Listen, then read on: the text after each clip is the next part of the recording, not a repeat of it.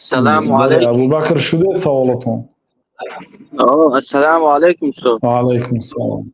استاد همه و قضیه علیکم. زدن در مورد جنگ اوکراین گفتم دیدن که کدام 5 سال در تورما بود از تورما بودم از 5 سال آزادی در بود و جنگ اوکراین رفتن. شما گفتن که با ایران دعاگو باشند و اگر مسلمان باشن و با لشکران طالب جنگ کنند. من گفتم که وای در کدام حالت وفات کرد وای الله میداند. عرض کردیم در همون آخرین لحظه حیاتش گشت کلمه گردان پشیمان شد. من همون نوار گیریتان گوش کنیتان. بسیاری آدما صحبت نمیفهمند، مضمون گپ نمیفهمند، فهمی یک جمله سخن فهمیدن ندارد و اعتراض بیان میکنند. کامنتاری نویسای هم همین خیر. تو اول جمله گوش کن فهم. دو بار تکرار کردم من همونجا.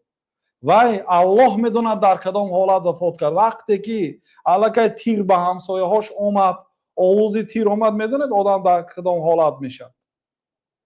غالبی آدمی که ذره در قلبش ایمان دارد وای کلمه میگرداند، برای همین آمدگیش پشیمان میشد. و اگر در همون حالتش توبه کرده باشد و کلمه گردانده باشد و با خاصتا اشهد ان لا اله الا الله اشهد ان محمد رسول الله گفته مرده باشد یا لا اله الا الله گفته باشد، پیامبر صلی الله علیه و سلم میگه من کان آخر کلامه من الدنیا لا اله الا الله دخل الجنه. کدام آدمی که آخرین کلمش از این دنیا لا اله الا الله باشد جنت میره. یک حضرت اسامه ابن زید دیدن که در جنگ یک مشرک خیلی مسلمانای کشته ایستاده است. از دور نگاه میکنن که هر یک مسلمانی که روبرو میشد کشته ایستاده است. بعد به سوی همون رفتن که همین از بین برونم که چند مسلمان کشت. وقتی که بار اول زدن شمشیرش پرید. بار دوم وقتی که شمشیر کشیدن زدنی شدن که لا اله الا الله گفت که زدم سرش. بعد به نزد پیامبر صلی الله علیه و سلم آمدن. حادثه را نقل کرد. بعد پیامبر صلی الله علیه و سلم گفتن که برای چی زدی بعد اینکه لا اله الا الله گفت که یا رسول الله ترسی من نگفت. هل شققت صدره، آیا دلش رو کفانیده دیدی که از ترسی تو گفت؟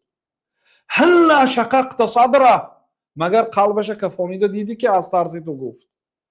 روز قیامت لا اله الا الله بیاد چی میگویی؟ روز قیامت لا اله الا الله دعوا کرده بیاید چی میگویی؟ حضرت اسامه حب رسول الله صلی الله علیه و سلم و ابن حبه، دوستی پیامبر صلی الله علیه و سلم و پسری دوستی پیامبر صلی الله علیه و سلم. یک زنکی بنی مخزومی دزدی کرد. مردم شریعت نو از شریعت مردم روز هر روز یک مسلمانی نو است. مردم حال شریعت به پروگی آموختگیشان نیست. یک زنکی با آبرو دزدی کرده است. نخواد زنکی با آبرو دزدی کند که دستش بریده شد. یگان کس باید در آمده پیغمبر صلی الله علیه و سلم گپ زند، دلالت کند، شفاعت کند، واسطه شود که دست این زنک بریده نشود. آخه این زنکی با آبرو است. یعنی در زمان جاهلیت و نه در زمان ما هم آدمی با آبرو یگان گناه کند و جنایت به جزا نمیتشد. و پول دارد و آبرو دارد آدم دارد و هیچی نمیشه. پیامبر صلی الله علیه و سلم معلوم بود که باید دوزه دستش بریده شود. بعد گفتن که مردم جمع شدن. کی در آمده به پیامبر صلی الله علیه و سلم شفاعت میکنه؟ یعنی مسئله مود که یا رسول این زنک عادی نه، این زنک یک با آبرو اینه باید دستش بریده نشود. گفته کی در آمده سخن میکنه و کی جرأت میکند غیر اسامه ابن زید؟ صحابه ها خودشون خلاصه کردن الکی. کی جرأت کرده میتونه در آمده این سخن گفتن به غیر اسامه ابن زید؟ حتی ابوبکر و عمر هم نمیتونستن در آمده این مسئله های گفته. جرأت کرده نمیتونستن، چون که آنها علم و هیبت، هم علم داشتن و هم هیبتی پیامبر صلی الله علیه و در نزد آنها بزرگتر بود. اسامه ابن زید اكون یعنی ساده تر کرده شاید ارکه هم بود. کی جرأت کرده میتوند غیر اسامه ابن زید؟ یگان کس در بین صحابه ها یافت نمیشد که در آمده در این مسئله گپ زند غیر اسامه ابن زید. وقتی که در آمده سخن کرد پیامبر صلی الله علیه و سلم اتشفع فی حد من حدود الله، اتشفع فی حد من حدود الله، تو آمده در حد از حدهای الله میانه روی میکنی، تو به حد از حدهای الله تعالی میانه روی میکنی. قسم به اون ذاتی که جان من در دست اوست، لو ان فاطمه بنت محمد صلی الله علیه و سلم سرقت لقطعت یدها. قسم به نام اون ذاتی که جان من در دست اوست، اگر فاطمه دختر محمد صلی الله علیه و سلم دزدی کند دستش میبرم. پیشین امتها آدمهای بای، آدمهای شریف و با آبرو دزدی کند ترکوه و قاضی های و راهبراشان ترک میکردن. یک بیچاره کمبغل اگر دزدی کند دستش میبردن. قانون فقط برای بیچاره ها بود. پیامبر صلی الله علیه و سلم میگه دختری فاطمه دختری محمد اگر دزدی کند دستش میبرن. یعنی منزله اسامه ابن زید خیلی در نزد پیامبر صلی الله علیه و سلم بلند بود. با وجود همین هر وقتا که پیامبر صلی الله علیه و سلم اسامه رو میدیدن، اسامه روز قیامت لا اله الا الله آمده از گریبانت گیرد چی جواب میدهی؟ بعد اسامه میگفت که ای کاش بعد همین حادثه اسلام قبول میکردم، کاش کافر میبودم و بعد همین حادثه همون آدمی لا اله الا الله کشتن گفتگیه، کاش بعد همون اسلام می آوردم. چون که اگر الاسلام یجب ما قبله، کسی اسلام بیارد پیشین گناهاش بخشیده میشه.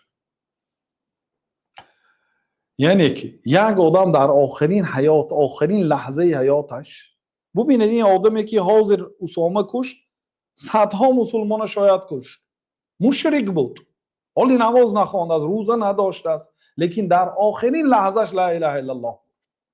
بنابراین من گفتم که ما نمیدانیم که او در کدام حالت از دنیا گذشت، الله میداند در کدام حالت گذشت. لیکن هم تو خودتون به جای همون مانید، فرض کردیم به خاطر پولمی مردمی ما گناهکار نیستند، تمامی نمودی گناه به دست زدگی هستند. فکر کنید در دنیا چقدر گناه باشد همیشه این مردمی ما کردگی هستند. اینم در نزد من همه شکایت ها هست. همین هایی که همین گناه ها کردن، همین ها برای چی من مراجعت؟ اگر اونا کافر میشدن مراجعت نمیکردن، اگر آنها به دین اعتقاد نمیداشتن از من نمیپرسیدن یا از یک علمدار نمیپرسیدن. اینا مسلمان هستن همین کارا کردن. اون همه آدمی رفتگی هم خواه به خاطر پول، خواه به خاطر مثلا شهروندی، به کدام خاطر یا مجبورن قبیدن بردن، الله میدونه در کدام حالت رفت. ما هیچ محل طرفداری رفتن و جنگیدن نیستیم، لیکن من بارها گفتم که الله میدونه در کدام حال. وقتی که تیر میبیاد یا الکه یک تیر آمد حالی جانش هست، غالبا آدمی که در قرارت قلبش، خاصتا این آدم ذکر کرد که نمازخوان بود گفت، یعنی پیش از جنگ نمازخوان بود گفت، وقتی که تیر آمد حالی جانش نبر آمده است یا اینکه وقتی مردنش نزدیک، چون که بسیارش نوار میگیرد، ما میگوید پدر و مادرش که یا زن و فرزنداش که خیر و خوش میکند، حاضر میگوید الکه 90% باوری ما که ما اوزی کشته میشیم، گفته نوار کردگی بعضش. مثلا در همین حالت غیر الله دیگه به هیچ جای مناجات و جای بازگشت نیست. بنابراین در همین حالت اگر رفت و کلمه گردانده توبه کرده باشد، البته هیچ گفته نمیشد، گناه های پیش متقدم میشه، طبق حدیث بخشیده میشه. بله استاد و شما که ظاهرا و معلومه که استاد بچه با جنگ بعد با لشکرگان طاغوت استاد همیشه چه میفهمه و ظاهرا با لشکرگان طاغوت گفتگی است. خیر اگر کلمه گردانده باشد چی؟ بعدی همین حادثه کلمه گردانده باشد چی؟ استاد شما میگن وای مسلمان همین خیلی استاد وای مسلمان با لشکران تاغو جنگ میکنه ظاهرا میگن تو ظاهرانش معلومه که با لشکران تاغو تا با کافرها جنگ خب هست همیشه میفهمونده سوال فقط درباره آیا دعا کنیم اکن بعد مردنش یا نبود. من گفتم آها که اگر رفتو دعا کنید، اگر در آخرین حالت اگر مسلمان وفات کرده باشد از دنیا دعا فایده میکند، اگر کافر مرده باشد از دنیا تمام دنیا پیغمبر اگر دعا کنه فایدهش نمیکند. ما كان للنبي والذين آمنوا ان يستغفروا للمشركين. برای پیغمبر و برای مؤمنان جایز نیست که در حق مشرک استغفار بزنه. اگر پرسیدن فایده نمیکند. بنابراین با من گفتم که امید میکنیم که اگر مسلمان باشد فایده کند. تمام. کافر باشد فایده نمیکند.